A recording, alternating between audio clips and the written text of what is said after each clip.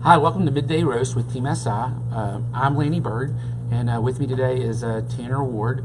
Tanner is a senior account executive with our autos group. Midday Roast with Team SI is a chance for us here at Team SI to share with our clients and our friends things that are going on new in technology, on the internet, and in marketing and in data, all the things that we focus on. Today on Midday Roast, we're going to talk about display advertising, which is a kind of simple topic. It's not very complex. If you have any questions about display advertising or marketing, I want to go ahead and encourage you to go ahead and leave it in the comments. And if you're live, we'll try to answer it live. Grace will holler it out.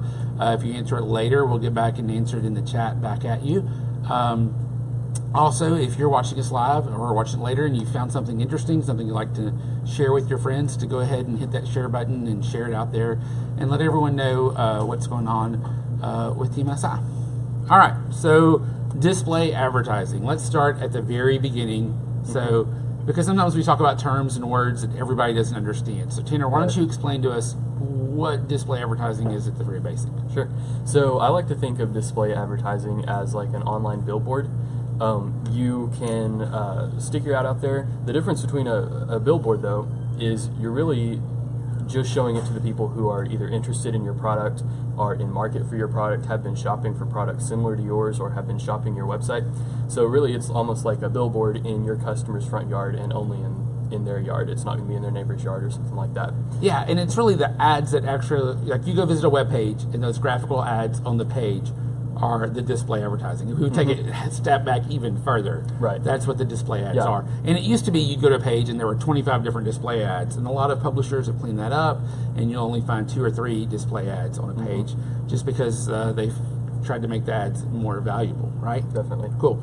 So, and what Tanner said was really important, because, you know, if you put up a billboard on Interstate 30, everyone that drives by is going to see it. Everyone who's a trucker, everyone that lives in Benton or Bryant, everyone who's commuting, they're going to sit out in front of it for a couple of 10, 15, 20 minutes like Tanner did this morning as they drive by. But display advertising, there's a lot of different targeting options where everyone's not going to see it, where the people, if we wanted to, we go back to the billboard, if we wanted just people who lived in Benton to see the billboard, we could make it where people just in Benton and the people and truckers driving by did not see it. So a lot of targeting options. Or, you know, we could even say demographically, if we want people who live in Benton who are under the age of 30 to see it, we could just do that. So we have targeting options with display advertising. So why do you like using display advertising in that manner better than a traditional ad format? Well, first of all, it's going to save you money because you're just showing your ads to people who are going to benefit from seeing them, and you're really, like Lanny said, able to target that down and show. Maybe you've got different messages that you want to send out. You don't want to show a sale on one item to people you would want to show a sale on another item or something like that. So you can really customize exactly what you want to show to exactly the people that you want to show it to. Yeah, I think specifically there's 2 different areas that you can kind of play with this. There's 2 different levers. There's your targeting levers, and then there's your creative levers. So who's going to see the ads, and then what they're going to see and how they're going to interact with them. So let's talk through some targeting options. Let's start with geographic targeting options. So geography, what are our limitations? Well, you can put you can set the targeting to where your people are where they live. You can set it to where they are currently based off of where they're browsing the internet with their cell phones. You can target it to people, you know, where their office is. So really, you pick an area. You can pick a radius. You can pick as small as maybe a half a mile, quarter mile. Yeah, I mean, we've actually, the technology we use says it can target down to 500 feet. Now, I don't think that's extremely accurate, but definitely a quarter mile we can get within there and target everyone within a quarter mile. We've done that with convention centers or intersections and things like that before, or car dealers. Yeah, and you can, you know, go from there up to however much you want to do. The more, the wider your area, obviously, the more you're going to spend. So after that, basically the bigger audience, the more people that see it, they're going to be in the area you're going to spend more. So after geographic targeting, a lot of times we'll talk about the demographics.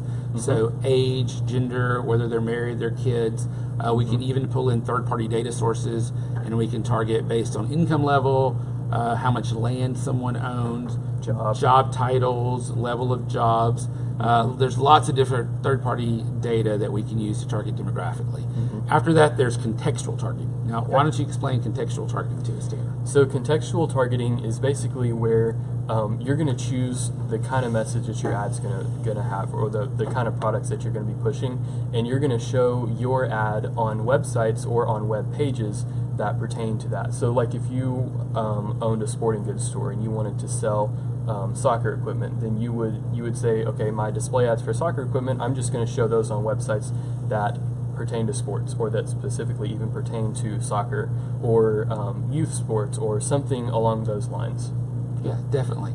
After contextual targeting, we do a lot of behavioral targeting here. So what's behavioral targeting and how is it different from contextual? So behavioral targeting, you're focusing more on the people you're going to serve the ad to than you are the place that the ad's going to show.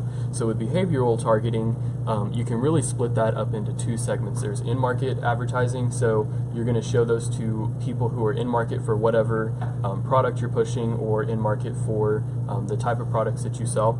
And then there's another thing called affinity marketing, and so that's people who really have shown an interest or are loyalist or whatever to the types of products you sell. So for example, if you are a Ford dealership, then affinity targeting would be people who have shown interest in Fords, or maybe they are reading on like a Mustang Club website or something like that. That would go into affinity. If you are targeting people who are in the funnel who may be buying a Mustang in the next couple of months, then that would be your in-market targeting. Yeah. So, I mean, within certain categories, we have a lot of behavioral targeting, but there are limits to that. There are limits really outside of the auto world. I can't say we could say someone who's shopping for a computer or a cell phone, but maybe not a TV. Right. So there are some limits within that, and sometimes, in our bigger categories like healthcare, we kind of created our own kind of affinity marketing, because we can show really inexpensive ads and put those inexpensive ads that are very interesting, have a great creative, a nice headline and photo. Someone clicks on us, they've shown us they're interested in it, and then we use this next type of advertising to hit them over and over, which is retargeting. So tell us how retargeting works. Yeah, so with retargeting, what we're going to do is take a piece of code and put that on your website. So once somebody visits your website, that's going to trigger our code, and we're going to be able to follow them around after they leave your website. So say somebody's shopping on your website, then they go to CNN.com and they're reading an article, or they go to the Weather Channel and they're looking at the forecast. We can follow them around on those websites and show them ads for your company, for your products. Right.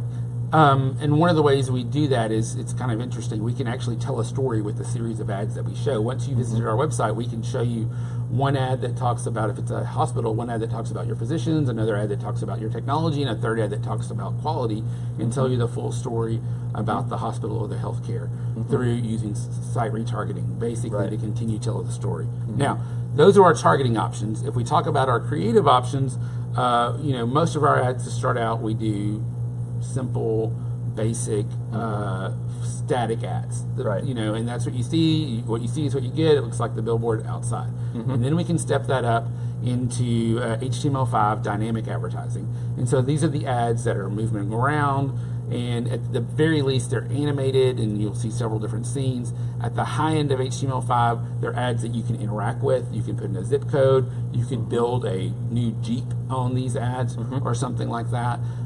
You can get an estimate for a loan or submit a form through the HTML5 ads. One thing with the HTML5 ads that we've done a couple of campaigns with those before.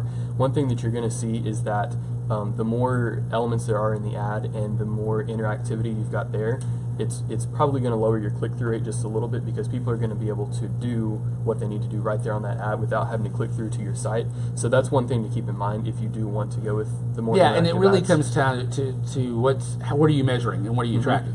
So, I mean, in general, with display advertising, so we want to check our impressions, how many people see the ads, our cost per impression, how much it's costing us.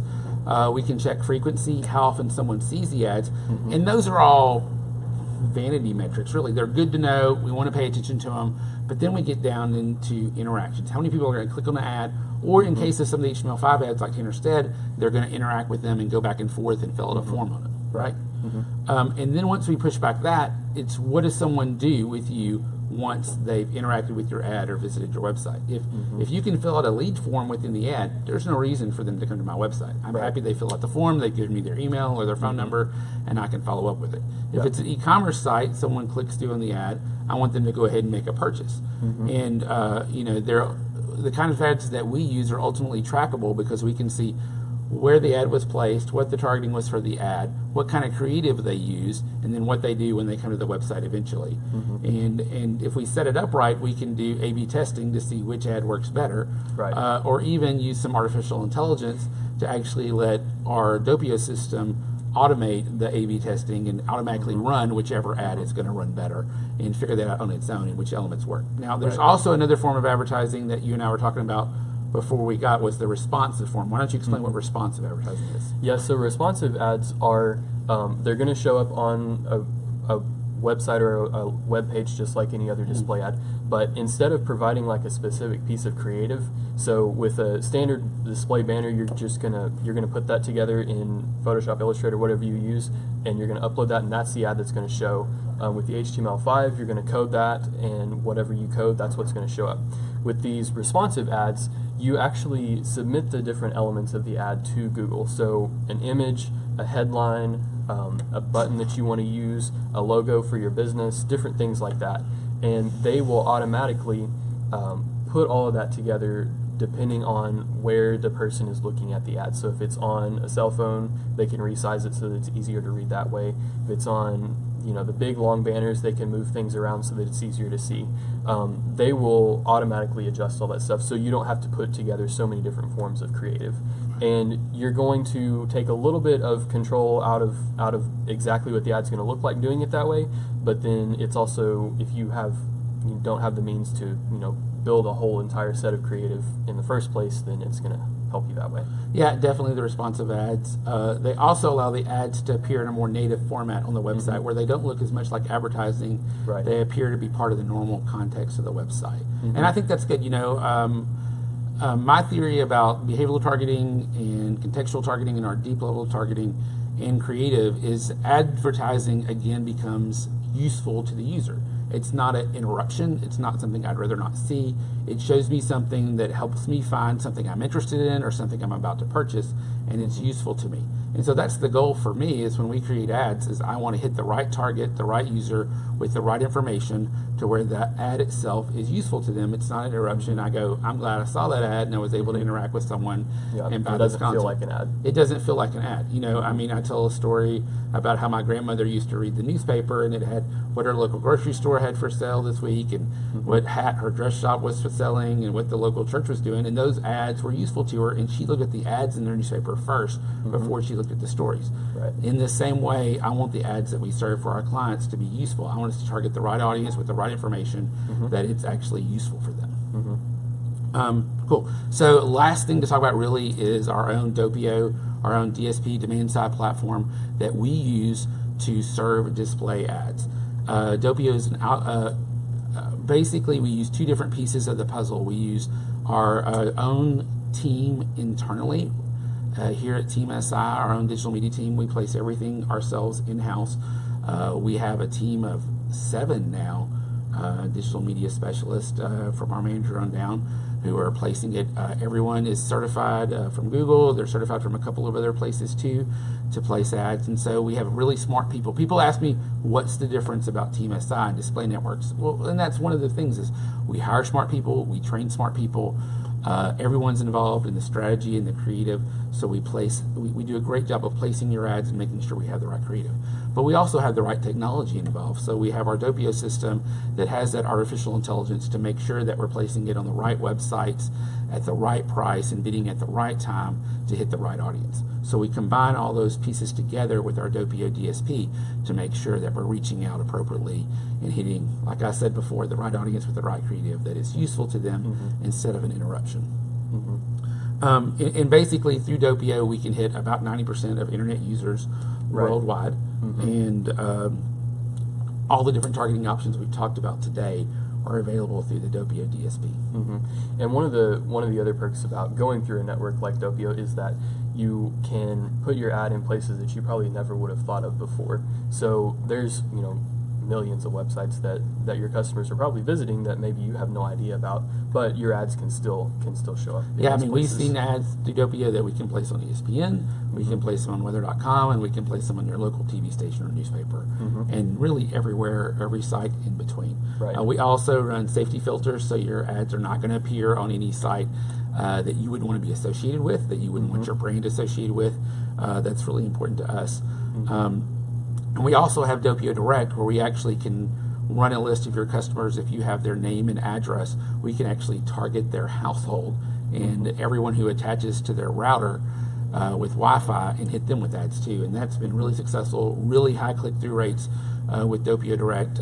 Great way to reintroduce a customer to you, or a potential customer who you think has a high affinity for doing business with you, that you have their name and address, or to combine it with something like a print campaign. So if you have a direct mail campaign where you have a postcard showing up, we can also have, for a month, that household hit with display ads from you. We got a shout out from Cody. He says he worked close with Team SI in his previous employment, and they always did a great job. Thanks, Cody. We appreciate you reaching out to us and letting us know. If we can do anything for you now, definitely be in contact with the account executive, or you can fill out the form on our website. Cool. Well, any last words about display advertising, Tanner? No, I think it's a great way to reach your customers who may just not be yet searching for your products, like if we would on paid search campaigns, and reaching customers who maybe you hadn't thought of before that would be interested in your product. Yeah, I mean, display advertising we definitely use in that awareness part of the buying funnel, where we're making people aware of your product and your brand and how it works, and to push people to take a next step and discover you, to visit your website. Then you can retarget them, or later on to make a search about you. Not every time gets a click. Sometimes it's all about just someone seeing it, just like a billboard on the interstate. Well, I really appreciate Tanner joining us today. This is the second time he's been with us in the past month or so. He's done a great job. Appreciate everyone joining us today. And if you have a question for us, Team SI, you can visit us at teamsi.com on the internet, or one of our social media platforms on Facebook, Twitter, or Instagram at We Are Team SI. And of course, if you're watching this on Facebook, you can go ahead and leave your message in there, and we'll get back to you soon. Thank you.